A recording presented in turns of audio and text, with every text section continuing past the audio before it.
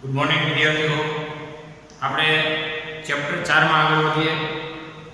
Chapter 4 માં સ્વાધ્યાયના દાખલાનો number 5 chapter 4 માં સ્વાધ્યાયનો 5મો દાખલો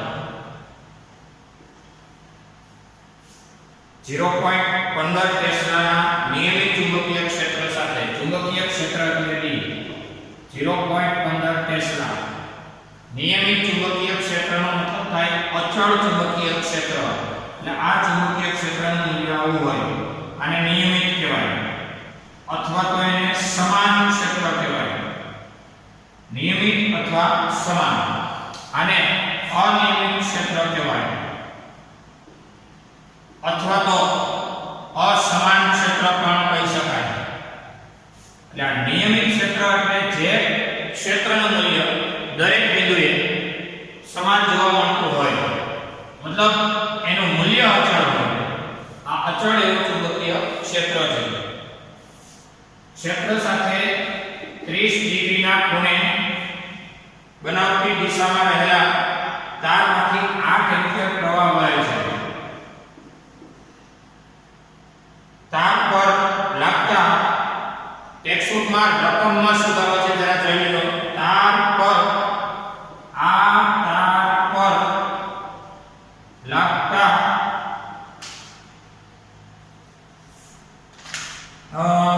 એકમ લંબાઈ દીઠ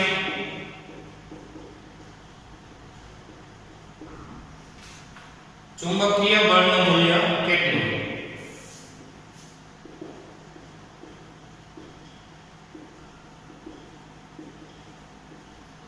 એકવાર પાછું, આટલા સમાન ચુંબકીય ક્ષેત્રમાં 30 ના ખૂણે આવો પ્રવાહધારી તાર રાખેલો છે. એક જ કોન્સેપ્ટ થાય કે ચુંબકીય ક્ષેત્રમાં રાખેલા પ્રવાહધારી તાર પર લાગતું બળ, ચુંબકીય ક્ષેત્રમાં પ્રવાહધારી તાર પર લાગતું બળ, બે સમાંતર પ્રવાહધારી તાર વચ્ચે લાગતું બળ હોય ને તો μ0/2π આવું સૂત્ર હતું. I1 I2 L/y. આ બે સમાંતર તાર વચ્ચે લાગતું આકર્ષી કે અપાકર્ષી બળ હોય તો અહીંયા બે સમાંતર તાર નથી, એક જ તાર છે અને ચુંબકીય ક્ષેત્ર સાથે 30 ના ખૂણે રાખેલો છે. ચિત્ર તમારા જાણકારી માટે દોરી દો, માત્ર જાણકારી માટે જરા ચિત્ર જોઈ લો કે જેમાં ચુંબકીય ક્ષેત્ર સાથે, એટલે ચુંબકીય ક્ષેત્ર આપેલું છે, એની 30 ના ખૂણે તાર રાખવાનો છે. આવો છે તાર, અહીંયા ખૂણો છે 30 ડિગ્રી અને તાર કેવો પ્રવાહધારી. એટલે પ્રવાહધારીનો મતલબ એ થયો કે અહીંયા રહેલી છે આ કોઈ બાહ્ય બેટરી.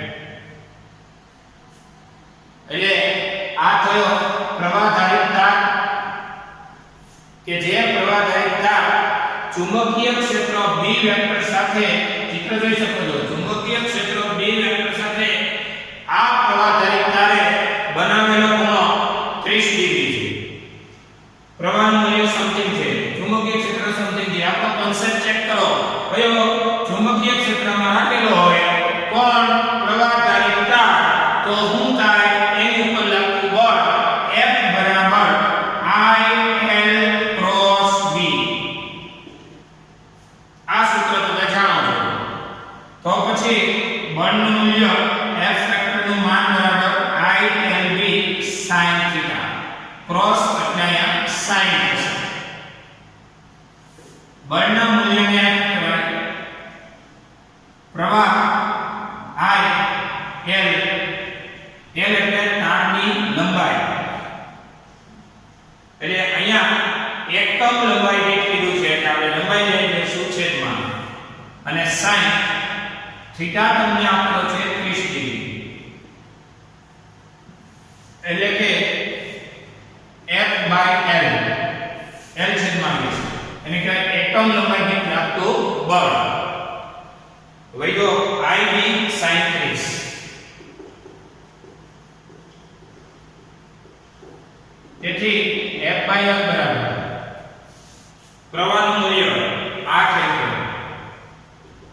ચુંબકીય ક્ષેત્ર 0.15 ટેસ્લા અને sin 30 એટલે 1/2.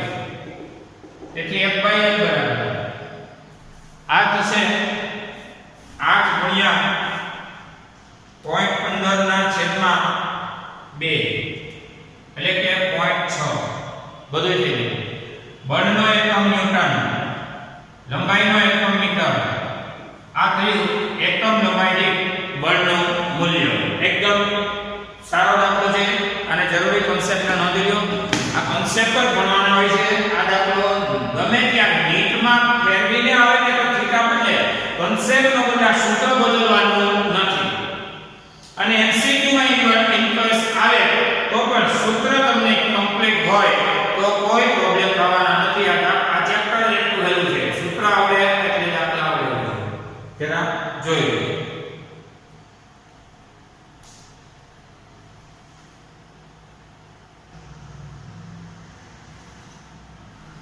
चलो तो नेक्स्ट नंबर 6 3 सेंटीमीटर लंबाईનો તાર છે.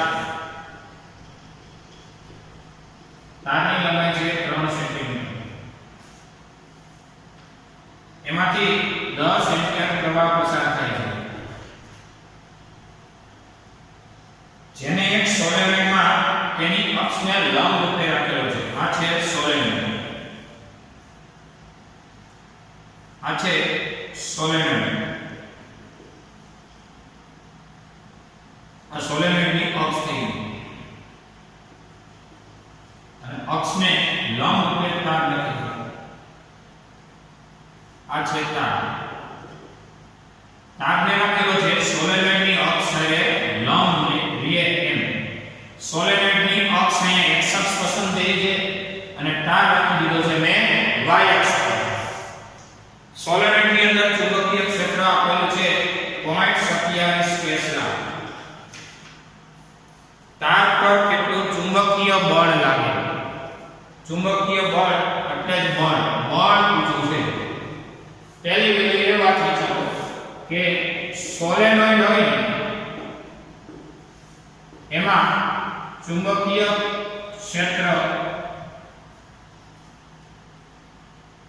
અક્ષને સમાંતર હોય. અગત્યનો મુદ્દો છે. તમને એમ થતું હોય ઈ કેમ? તો કે સોલેનોઇડમાં પ્રવાહની દિશામાં આંગળીઓ વિતરે. આ થયો પ્રવાહ અને આ સોલેનોઇડ માટે આંગળીઓને પ્રવાહની દિશામાં વિતરતા અંગૂઠો જે દિશામાં ખસે એ ચુંબકીય ક્ષેત્રની દિશા થશે. એટલે આ થઈ સોલેનોઇડના કેસમાં ચુંબકીય ક્ષેત્ર. આ ચુંબકીય ક્ષેત્ર બી વેક્ટર છે. સોલેનોઇડનું ચુંબકીય ક્ષેત્ર આમ છે અને આ પ્રવાહધારક તાર દર્શાવે છે કે જે સોલેનોઇડની અક્ષને લંબ રાખેલો છે. તો ચુંબકીય ક્ષેત્રને લંબ રાખેલો છે પ્રવાહધારક તાર. સોલેનોઇડમાં ચુંબકીય ક્ષેત્ર અક્ષને સમાંતર હોય. આ સોલેનોઇડની અક્ષને લંબ રહે તેમ પ્રવાહધારક તાર ગોઠવતા આ ચુંબકીય ક્ષેત્ર જે સોલેનોઇડનું હોય એને લંબ રહે તેમ પ્રવાહધારક તારને ગોઠવતા આ તાર પર લાગતું ચુંબકીય બળ F વેક્ટર બરાબર IL ક્રોસ B. ટૂંકમાં ચુંબકીય ક્ષેત્રમાં રાખેલા પ્રવાહધારક તાર પર લાગતું બળ. ચુંબકીય ક્ષેત્ર સોલેનોઇડ અને પ્રવાહધારક તાર એ આપણો બાહ્ય બેટરી વાળો. અને હવે આ તાર ઉપર લાગતું બળ તમારે આનું માન કાઢવું હોય તો F વેક્ટરનું માન બરાબર ILB sin થીટા. અને થીટા થયો 90 ડિગ્રી. કારણ કે IL એટલે પ્રવાહની દિશા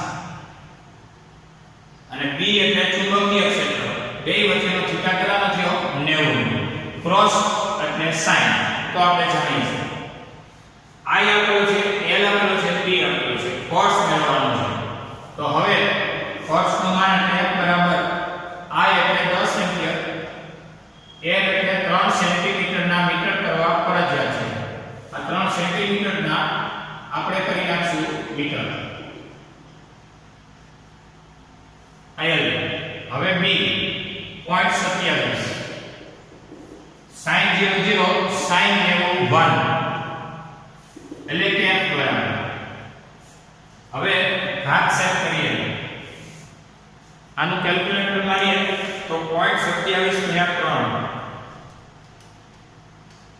3 0.81 ના ગુણાકારમાં 1 માંથી 2 જાય માઈનસ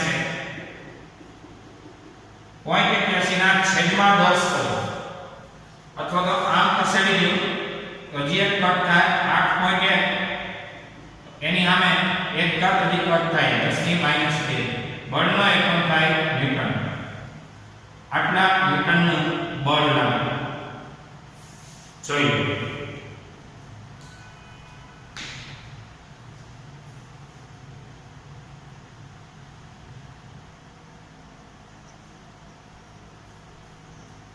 ચલો ત્યાર પછી સ્વાધ્યાયનો 7મો દાખલો. 4 સેન્ટીમીટર અંતરે રહેલા, અંતર એટલે કે ડિસ્ટન્સ 4 સેન્ટીમીટર હોય, બે સીધા લાંબા તાર અને સમાંતર તાર A અને B છે. અહીંયા બે તાર છે, તાર A અને તાર B છે, એકબીજાને સમાંતર સીધા છે. બંનેમાંથી વહેતું પ્રવાહ 8 એમ્પિયર અને 5 એમ્પિયર છે. A તારમાંથી 8 એમ્પિયર, B તારમાંથી 5 એમ્પિયર છે. એક જ દિશામાં વહે છે. તાર A ના 10 સેન્ટીમીટર લંબાઈના વિભાગ ઉપર લાગતું બળ કેટલું? તાર A નો 10 સેન્ટીમીટર લાંબો ભાગ L બરાબર 10 સેન્ટીમીટર પર લાગતું ફોર્સ કેટલું? હવે 10 સેન્ટીમીટર ના મીટર કરીએ એટલે કે 1 માંથી 2 જાય તો -1 મીટર. અહીંયા બે તાર વચ્ચેનું ડિસ્ટન્સ આપેલું છે, આ ડિસ્ટન્સ કહેવાય. એ 4 સેન્ટીમીટર આપેલું છે, 4 × 10⁻² મીટર. એકદમ સરળ રજૂઆત છે કે પ્રવાહ ધારિત બે સમાંતર પ્રવાહ ધારિત તાર વચ્ચે લાગતું બળ F બરાબર μ0/2π I1 I2 L/y. μ0/2π I1 I2 L/y. આ આપણું સૂત્ર છે. બે સમાંતર પ્રવાહ ધારિત તારો એની વચ્ચે લાગતા બળનું સૂત્ર છે. આના પરથી F બરાબર μ0/2π પહેલા તારનું બીજા તારનો પ્રવાહ L એટલે કોઈ એક તારની લંબાઈ એટલે કે જે પહેલા તારની લંબાઈ અથવા તો બીજા ગમે એક તારની લંબાઈ દીઠ આ તંત્ર પર લાગતું ફોર્સ શું છે. પછી y એટલે અહીંયા બે તાર વચ્ચેનું અંતર છે d, અને અથવા કહી દો y, અને d એ તમે જાણો છો. તેથી F બરાબર μ0 એટલે 4π10⁻⁻⁷ પહેલા તારના 8 બીજા તારનો 5. L એટલે ફરી એક તારની લંબાઈ તમને પૂછી છે 10⁻⁻⁷. 2π d એટલે બે તાર વચ્ચેનું ડિસ્ટન્સ પૂછ્યું છે તો 4 × 10⁻². 2 દુ 4. તો હવે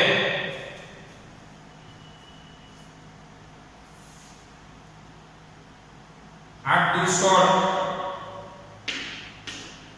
ગુણ્યા 5 ભાગ્યા 4 બધુંય થઈને 20 -7 -1 -2 + 2 7 ને 8 + 2 એટલે કે -6.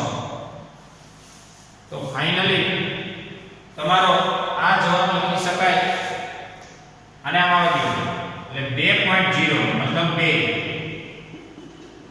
એક સ્ટેપ આમાં આવો એટલે કે એક ઘાતનો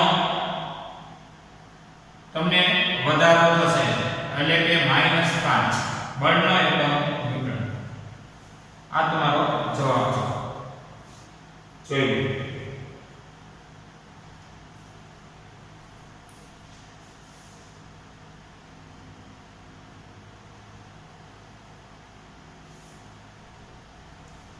બળનું મૂલ્ય છે દિશા કહેવાય તારને લંબ રૂપે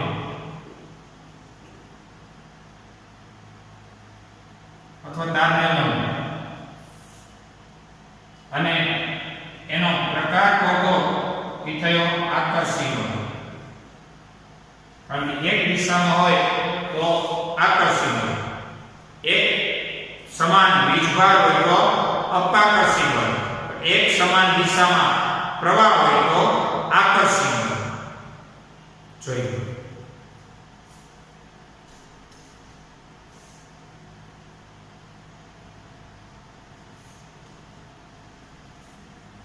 ચલો નેક્સ્ટ પોઈન્ટ. નિયમિત ચુંબકીય ક્ષેત્રમાં રાખેલા પ્રવાહધારિત ગૂંચળા પર લાગતું ટોર્ક. આપણે લાસ્ટમાં ભણી ગયા હતા કે ચુંબકીય ક્ષેત્રમાં રાખેલા પ્રવાહધારિત તાર હોય ને એના ઉપર લાગતું બળ હોય ને F = IL × B. આ માત્ર તાર હોય, અહીંયા તાર નથી, અહીંયા પ્રવાહધારિત ગૂંચળું. આખો બંધ કાઢો છો અને એની ઉપર લાગતું ટોર્ક ચેક કરવું જોઈએ. તો હવે પહેલા આકૃતિ આઉટ ઓફ ટેક્સ્ટમાં સમજાય છે, પછી આપણે પાઠ્યપુસ્તકમાં આગળ વધીશું. ખાસ કરીને આવા બે પ્રબળ ચુંબકો છે. આ ચુંબકનો N છે, આ બીજા ચુંબકનો S છે. N હોય એટલે અહીં S હોવાનો, S હોય તો આગળ N હોવાનો. ચુંબકના ચેપ્ટરમાં તમે ડીપમાં ભણશો કે ચુંબકીય ક્ષેત્ર N થી S તરફ હોય. એટલે N થી S તરફ એટલે આમ તો N માંથી જઈ અને પોતાના S તરફ હોય, પણ તદ્દન નજીક હોવાથી N થી S બોલી શકાય.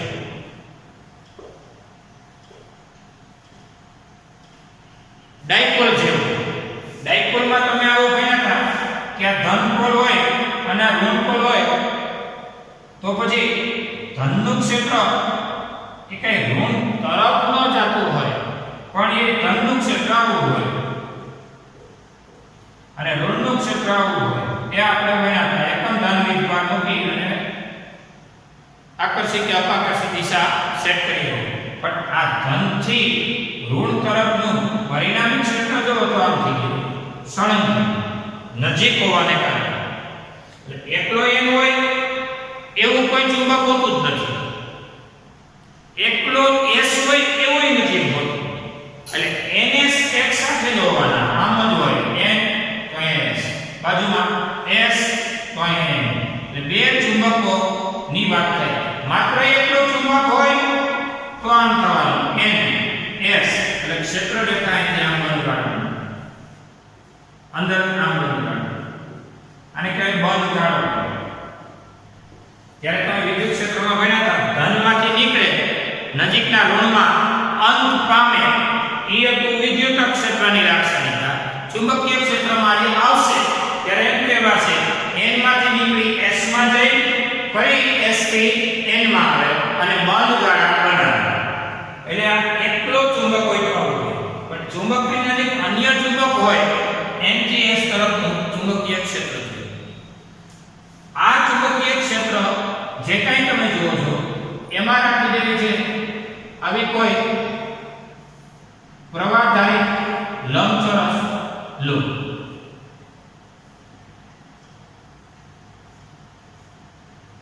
આ પ્રવાહધારી લૂપ છે એટલે અહીંયા બહુ તો બેટરી જોડવાની થાય.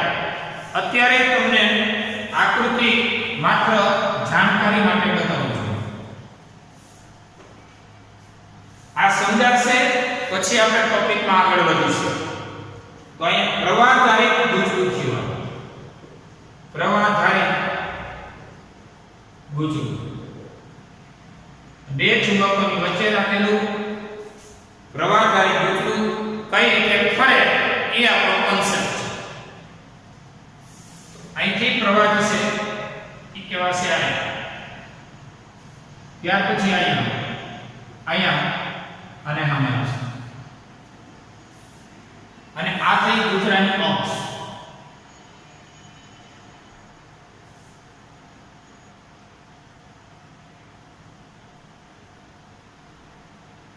આને કહી દો ગુજરાની અક્ષ. આ ગુજરાની અક્ષ છે. ગુજરું કઈ રીતે ફરે એ આપણે જોઈ રહ્યા છીએ. રફ એન્ડ ટફ આકૃતિઓ માત્ર જાણકારી માટે છે. તમારી પરીક્ષાનો મુદ્દો તમારી પાઠ્યપુસ્તક મુજબ દોરી દઈશ. એટલે ખબર પડે પછી બધું આવે. ખબર જ ન પડે તો કરી લેવાનું. એટલે તારનું નામ આપી દઉં A B C D. હવે તમને પૂછો એનો જવાબ આપો કે તાર AB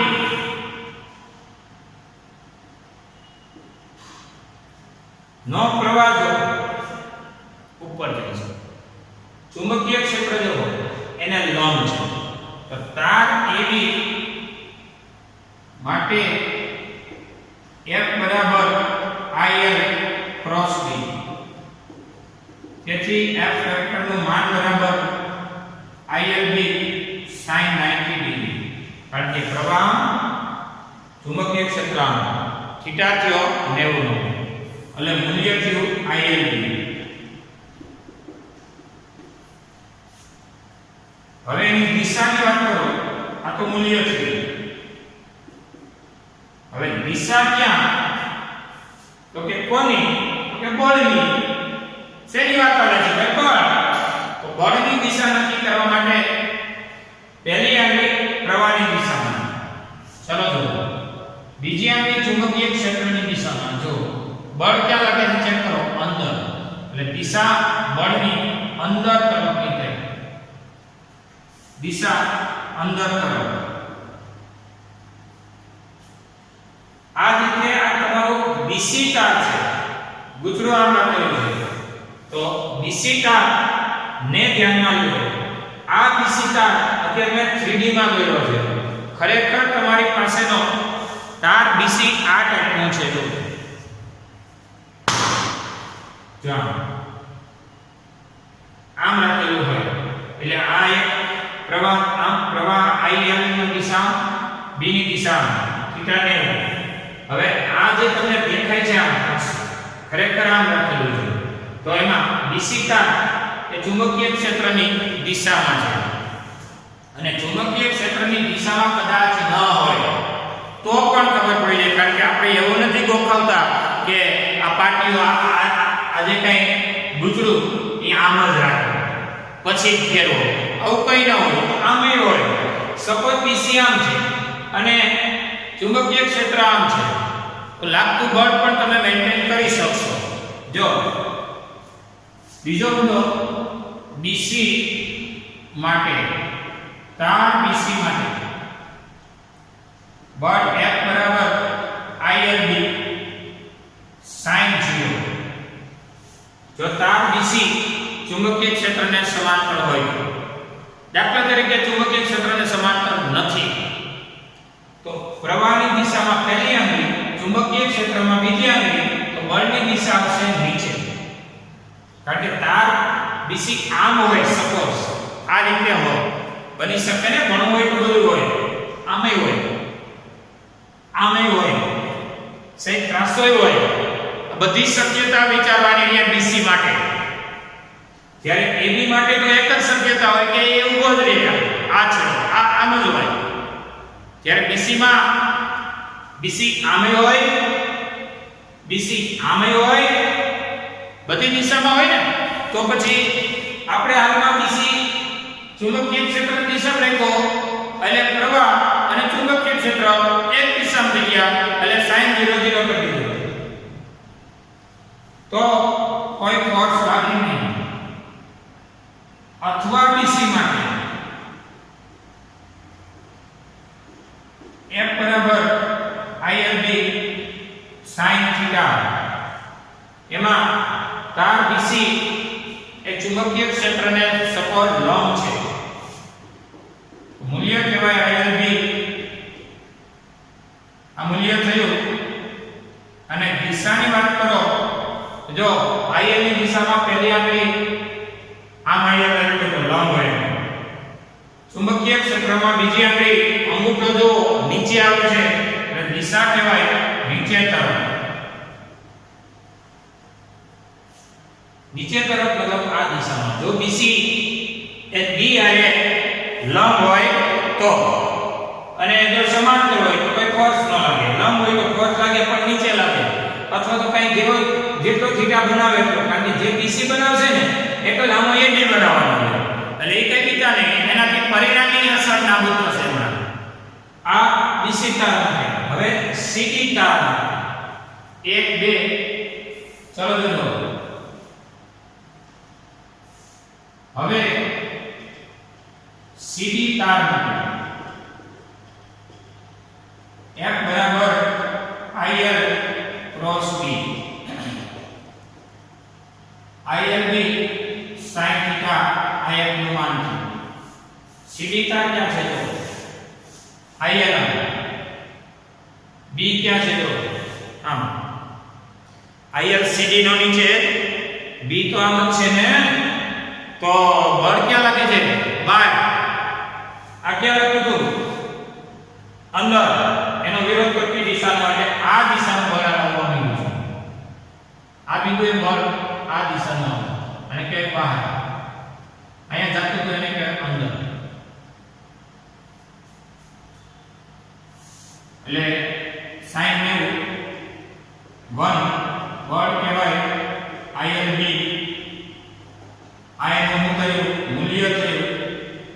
જ્યારે દિશાની વાત કરો તો કહેવાય બહાર તરફ. આમાં બળ ક્યાં લાગ્યું? અંદર તરફ. આમાં બળ ક્યાં લાગ્યું? બહાર તરફ. હવે વાત થઈ BA તાર માટે. ચોથોનું BA તાર માટે F બરાબર IL ક્રોસ B. એક તાર માટે જૂનો કોન્સેપ્ટ કયો? પ્રવાહધારિત તારને ચુંબકીય ક્ષેત્રમાં રાખવાથી લાગતું બળ.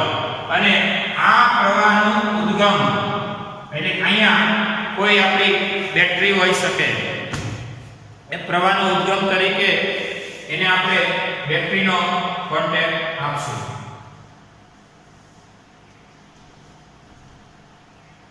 અને અહીંયા બ્રશ છે, અહીંયા કાર્બન બ્રશ. એ સિવાય બીજો કોઈ આનો કોન્સેપ્ટ નથી. આપણે આ પ્રોગ્રામમાં જોયેલું છે. એ બેટરીનો સપોર્ટ આપી અને દૂસરાને ફેરવશું. તો હવે ILB sin CD તાર. DA તારમાં પ્રવાહ બહુ તો આમ હોય છે, ચુંબકીય ક્ષેત્ર આમ છે, તો થીટા તાર 180 ડિગ્રી, sin 0 0 sin 180 છે. અથવા બળની વાત કરો તો કે DA તાર માટે F બરાબર ILB sin 90 ડિગ્રી તો મૂલ્ય કહેવાય ILB. ત્યારે જો DA તાર આ રીતે ગોઠવાઈ ગયો હોય, આ DA તાર છે એ આમ હોય તો DA આમ પ્રવાહ ચુંબકીય ક્ષેત્ર થીટા થયો 90 નો, sin 0 sin 90 આ મૂલ્ય છે. હવે દિશાની વાત કરો તો ચેક કરો, પ્રવાહ આપણે આમ વિચાર્યો છે DA તાર, ચુંબકીય ક્ષેત્ર આમ વિચાર્યું છે, બળ ક્યાં લાગે જો ઉપર, તો બળ લાગે છે આ તાર માટે ઉપર તરફ, તો બળની દિશા ઉપર તરફ. હવે તમારે આ ઉપરને ટચ પહેલા તાર ક્યાં છે તો ક્યાં ગયું, બળ ક્યાં લાગે અંદર, જોતા રહેજો પહેલા માટે અંદર, બીજો તાર ક્યાં છે અહીં ગયો, બળ ક્યાં લાગે આ નો લાગે કા નીચે તરફ લાગે, આ થીટા 0 રાખવું કા 90 રાખવું, તો નીચે તરફનું ફોર્સ લાગે આ તાર ઉપર. હવે આ તાર ક્યાં છે CD અહીં ગયો, બળ ક્યાં લાગે બાય તરફ આવી બાય તરફ, પછી DA તાર ક્યાં છે એ અહીં, બળ ક્યાં લાગે ઉપર તરફ આ બાય તરફ અને હવે આ ઉપર તરફ, એટલે આમાં બળ લાગે છે આ તાર ઉપર તરફ. વિચારો જેટલું એક્શન છે એટલું જ રિએક્શન છે, તો આ તાર અને આ તાર ઉપરના બે બળોનું, આ એક્શનનું અને આ રિએક્શનનું નેટ ફોર્સ એ કેવું થઈ જવાનું છે 0. એટલે આ તાર પરનું બળ આ તાર પરના બળને શું કરે છે નાબૂદ કરે છે. વૈધા ઓલા બે તાર એમાં એક આ બાજુનું અને એક આ બાજુનું આપણે ભણ્યા છે ચાપ ગતિમાં સમાન મૂલ્ય વિરુદ્ધ દિશા અને એક રેખાસ્થ ન હોય એવા બળોનું જોડલું એ બળ યુગ્મ રચે છે, જેને કહેવાય કપલ ઓફ ફોર્સ, અને એના દ્વારા ટોર્ક લાગે છે. અને આ ગુજરું એ શું કરે છે તો કે ટોર્ક અનુભવે એટલે ગુજરું ફરે છે. એટલે ચુંબકીય ક્ષેત્રમાં પ્રવાહધારિત તારની ને પ્રવાહધારિત ગુજરું એ ભ્રમણ કેમ કરે ને એ આપણો કોન્સેપ્ટ છે, એને આપણે હવે ડીપમાં ભણીશું. આ 1 2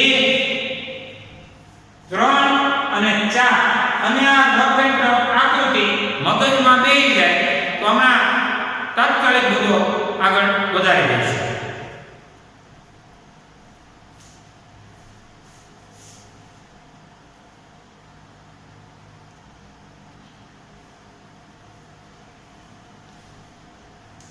ચલો આપણે પાઠ્યપુસ્તક પ્રમાણે આકૃતિ આગળ વધારીએ.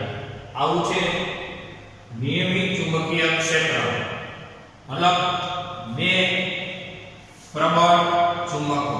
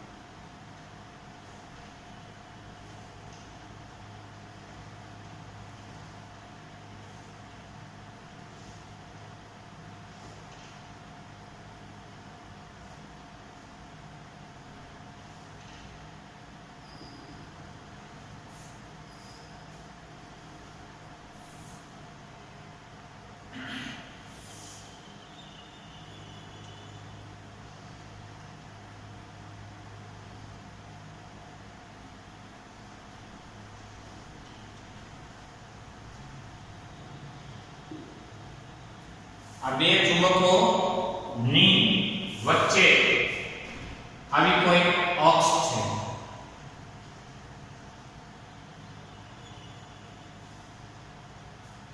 આ અક્ષ,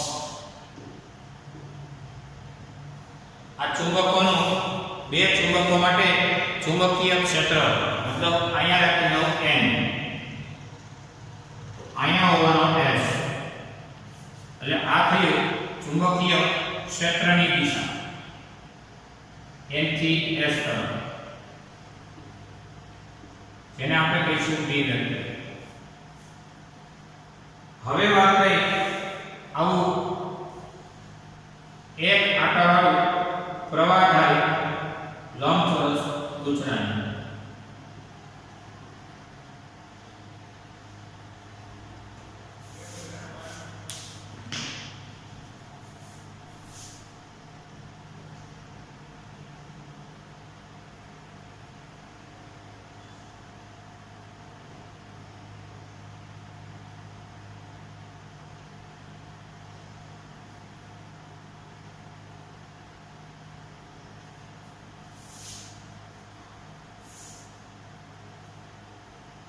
અહીંયા છે બે બ્રશ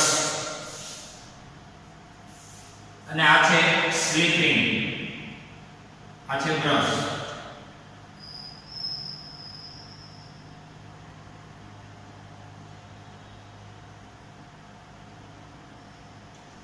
એ સિવાય અહીંયા છે સ્લિપ રિંગ, બ્રશ અને અહીંયા છે સ્લિપ રિંગ.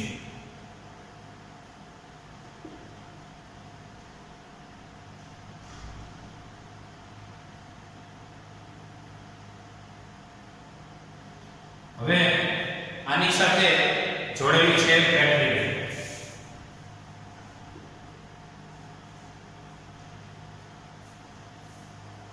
હવે આ થયું પ્રવાહધારી ગૂંચળું.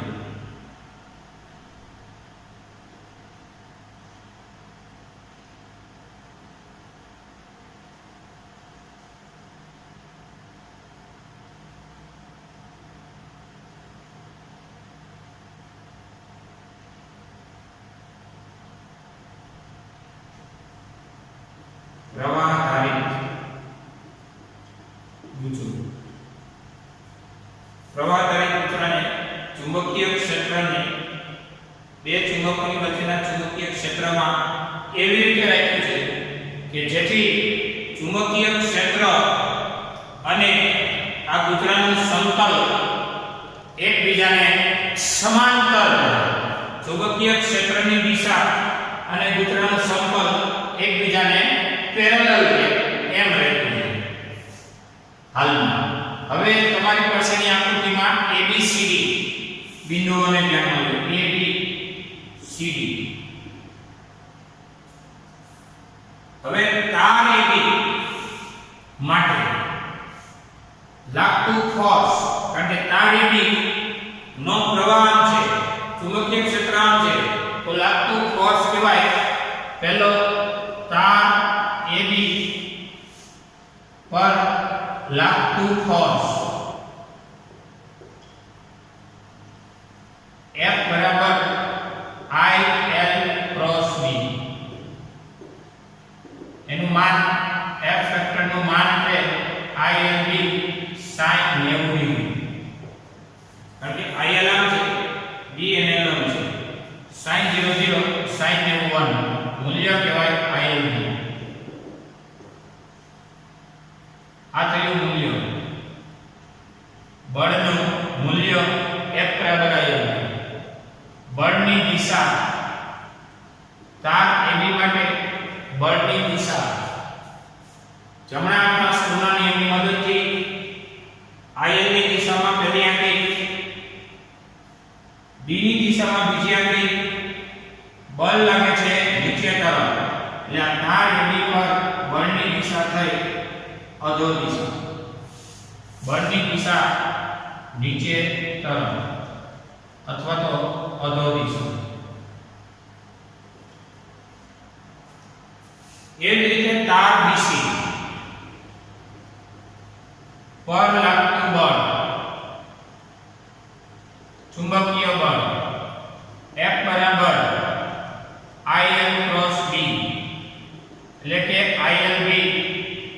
sin 0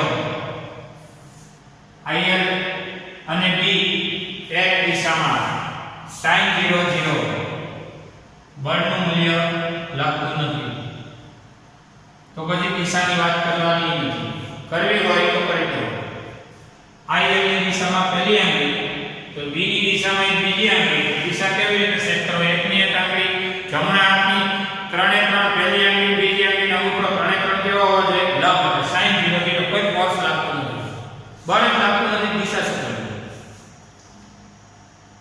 હવે ત્રીજી સીધી તાર માટે તાર સીધી પર લાગતું ચુંબકીય બળ F બરાબર IL ક્રોસ B એનું માન કાઢો તો ILB sin 90 ડિગ્રી કારણ કે IL આમ છે B અને L આમ છે sin 0 0 sin ને 1 મૂલ્ય થયું ILB આ થયું બળનું મૂલ્ય